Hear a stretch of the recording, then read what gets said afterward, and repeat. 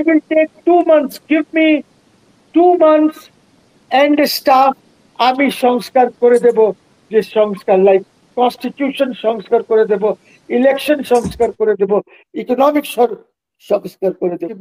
গতকালকে যে মিটিং হয়েছে ইন্ডিয়ান আর্ম ফোর্সেস এর, এবং ওইখানে এনএসএও ছিল আর ডিফেন্স মিনিস্টারও ছিলেন ওই মিটিং এ, সেটা আমাদেরকে নিয়ে হয় নাই, সেটা হয়েছে পাকিস্তানকে নিয়ে। ওরা করছে যে আমরা রংপুর দখল করতে পারি কিনা, স্ট্র্যাটেজিক প্ল্যানিং করছে যে আমরা চিটাগং কাট অফ করতে পারি কিনা। পারবে কি পারবে না সেটা আরেক জিনিস। এর মধ্যে আমরা ঢুকে গেলাম করিডোরে। বলতে গেলে তাহলে অন্য অন্য কেউ ধরে টানতে হবে। ইউসি, আমি আসিফের বই পড়ছিলাম, আসিফ খুব ক্লিয়ারলি লিখেছে যে আমরা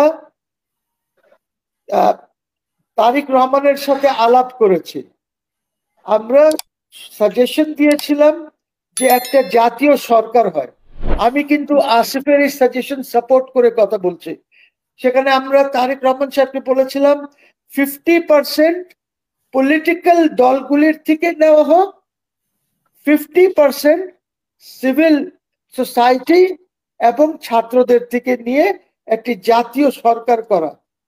উনি মানা করে দিলেন। উনি বলেন যে না, আমার দল কোনো জাতীয় সরকারে যাবে না, তোমরা বরঞ্চ 3 মাসের জন্য একটি সরকার করো, 7টা মন্ত্রী, টেক 7, একটা চিফ অ্যাডভাইজার আর 7 জন অ্যাডভাইজার নিয়ে তোমরা একটি ইন্টারিম গভর্নমেন্ট করো। তারা তাই করেছে। They have done that. আমার যদি জাতীয় সরকার আজকে থাকতো, তাহলে আজকে এটা একটা বিপ্লবের মতন এই জাতীয় সরকার কাজ করত, আজকে সব সংস্কার হয়ে যেত। I will take 2 months. I will take 2 months. Give me 2 months and staff. আমি সংস্কার করে দেব, যে সংস্কার লাইক কনস্টিটিউশন সংস্কার করে দেব, ইলেকশন সংস্কার করে দেব, ইকোনমিক সংস্কার করে দেব। What are you talking? এত সময় লাগে? এই দেশটাকে তো প্রথমে আপনাকে জানতে হবে। আপনি ঐক্য করার জন্য কি রিয়াজকে দিয়েছেন?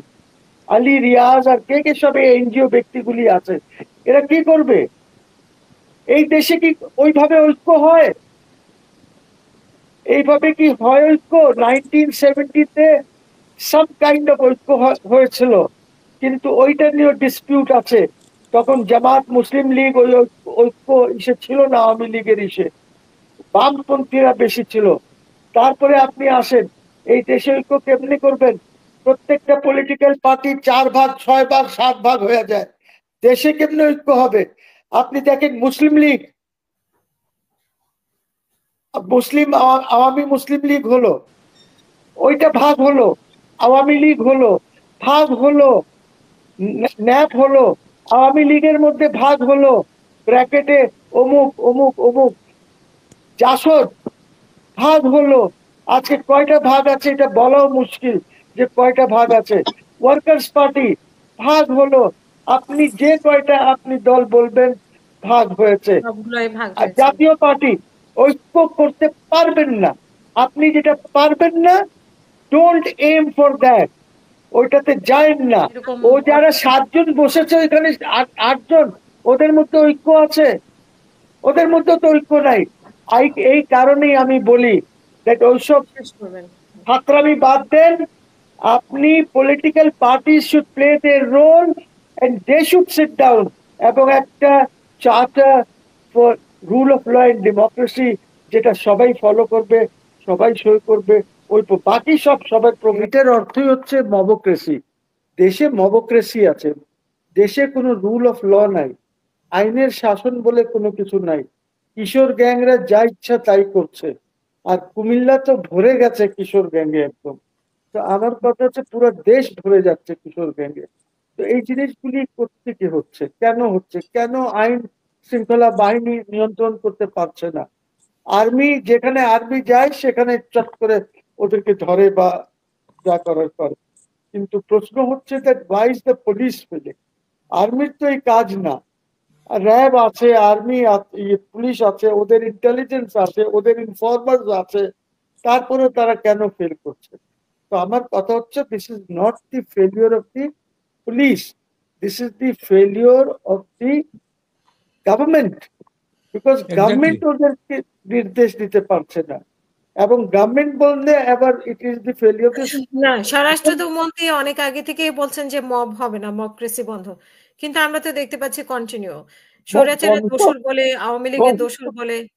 বন্ধ তো বন্ধ তো মুখে বললে হবে না, এইটা তো আপনাকে ওইভাবে জিনিসটাকে ইনস্ট্রাকশন দিতে হবে, অর্ডার ইস্যু করতে হবে।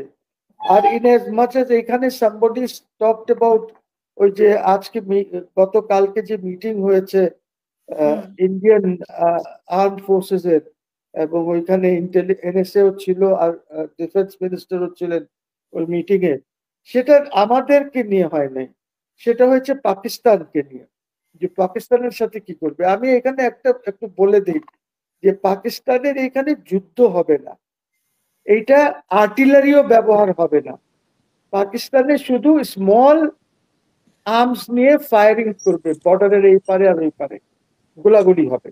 ওটা But সব even সময় হয়ে আসছে, মানে জি, এটা সব ভয়টা সময় হয়ে আসছে। এর বেশি কিচ্ছুই হবে না। আর ওই যে পানিটাও তারা বন্ধ করতে পারবে না, এগুলি কিচ্ছুই হবে না, because you see Kashmir is now divided into 3 parts, তিনটার মধ্যে ডিভিশন হয়ে গেছে, একটা আজাদ কাশ্মীর পাকিস্তানের কাছে, একটা জম্মু এন্ড কাশ্মীর ইন্ডিয়ার কাছে, আর একটা লাদাখ ইন্ডিয়ার কাছে। লাদাখের মধ্যে ঢুকে বসে আছে চাইনিজ, আপনি কিভাবে যুদ্ধ করবেন? এক।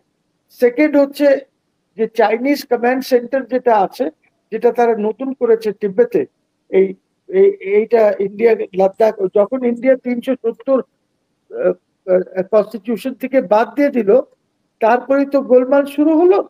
তখন তারা যে ওয়েস্টার্ন কমান্ড ওদের যে সেন্টারটা করেছে, ওই ওইখানে যে অপারেশন রুম ওদের আছে, ওইখানে পাকিস্তানিজরাও কাজ করে। It's virtually joint operation room of the Pakistanis and the Chinese, ঠিক আছে, উইচ দে নো। আর ওয়ার তো এখন শুধু আপনার কনভেনশনাল ওয়ার তো না, এখন কাইনেটিক ওয়ার আছে, আপনার সাইবার ওয়ারফেয়ার আছে, এইসব মিলিয়ে জিনিসটা হয়। You see, you remember that incident পাকিস্তানে যেটা হয়েছিল, অভিনন্দন যে প্লেন নিয়ে ঢুকেছিল, এই প্লেন ফেলে দিয়েছিল তারা, অভিনন্দনকে ধরে ফেলেছিল 2-1 বছর আগে, 2-3 বছর আগে, if any one of you remembers. ওই হ্যাঁ, ইলেকশনের তখন, আগে, ইলেকশনের আগে করছিল এটা, মোদির জি আগের ইলেকশন আগে। জি, তখন এই জিনিসটা হয়েছিল বিকজ দি পাকিস্তানিজ জ্যামড এভরিথিং।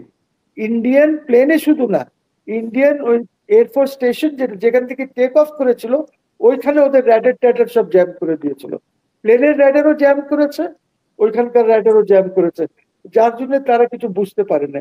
তো এখন war is not only this conventional war, যেটা অনেক কিছু এর মধ্যে আছে, এই জিনিসগুলি বুঝতে হবে। আমার ভয় সেখানে না, আমার ভয়টা যেটা হচ্ছে সেটা হচ্ছে আমাদের দেশ নিয়ে। ওরা প্ল্যান করছে, স্ট্র্যাটেজিক প্ল্যানিং ওরা করছে যে আমরা রংপুর দখল করতে পারি কিনা, স্ট্র্যাটেজিক প্ল্যানিং করছে যে আমরা চিটাগং কাট অফ করতে পারি কিনা। পারবে কি পারবে না সেটা আরেক জিনিস। তো এর মধ্যে আমরা ঢুকে গেলাম করিডোরে। করিডোরে কি হলো, মিয়ানমারের বিরুদ্ধে আমরা চলে গেলাম এইটা করে, এক। দ্বিতীয়ত হলো যে চাইনিজের ইন্টারেস্ট আছে আরাকানে, সেখানে ওদের বড় বড় জায়গা দেওয়া হয়েছে ইন্ডাস্ট্রিয়াল বেল্ট হিসাবে। তো the Chinese will also not be very happy যে আমরা এদেরকে, বিকজ চাইনিজরাও কিন্তু দেখেন ওইখানে ডাবল গেম খেলে মায়ানমারে। চাইনিজরা একদিকে মায়ানমার আর্মিকে সাপোর্ট করে, আর একদিকে কিছু এলাকা আছে যে থাইল্যান্ডের ওদিকে যে বর্ডার টর্ডার আছে, ওইসব এলাকায় চাইনিজ কিন্তু আবার আর্মস টার্মস সব দিয়ে ওদেরকে সাপোর্ট করছে, ওইখানেও কিছু রিবেল গ্রুপ আছে। তো চাইনিজকেও আমরা কিন্তু অ্যান্টাগনাইজ করছি। আর আমরা যে এই যে আপনারা মনে করছেন যে তিস্তা, চাইনিজের সাথে কি একটা সই টই করে আসছি না আমরা তিস্তা, ইউ রিমেম্বার তিস্তা সই করেছি না? এটা চাইনিজ করবে না তো, বিকজ $130 বিলিয়ন এর ট্রেড আছে, চায়না এক্সপোর্ট করে। $130 বিলিয়ন ইন্ডিয়াকে এক্সপোর্ট করে চায়না। তো এইটা তারা they will not put this in jeopardy. যেখানে ট্যারিফস নিয়ে আমেরিকার সাথে প্রবলেম হচ্ছে, ওদের এক্সপোর্ট ওদিকে কমে যাবে।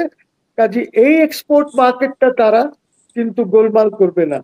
এবং যদি তারা এটাতে যায়, তিস্তা করে, তাহলে $130 বিলিয়ন এর ট্রেড যেটা আছে এইটা খাবে, বন্ধ করে দেবে ইন্ডিয়া।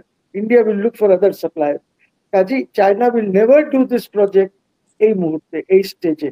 এইটা আপনি মনে করেন এটা জাস্ট একটা, যেরকম আমরা কয়েকজনের সাথে দাঁড়িয়ে ছবি তুলি না, যে একটা চিফ অ্যাডভাইজার আছে ওনার সাথে একটা ছবি তুললাম, ভালো, এগুলি ফটো অফ, মহসিন এগুলি ভাই, ফটো অফ।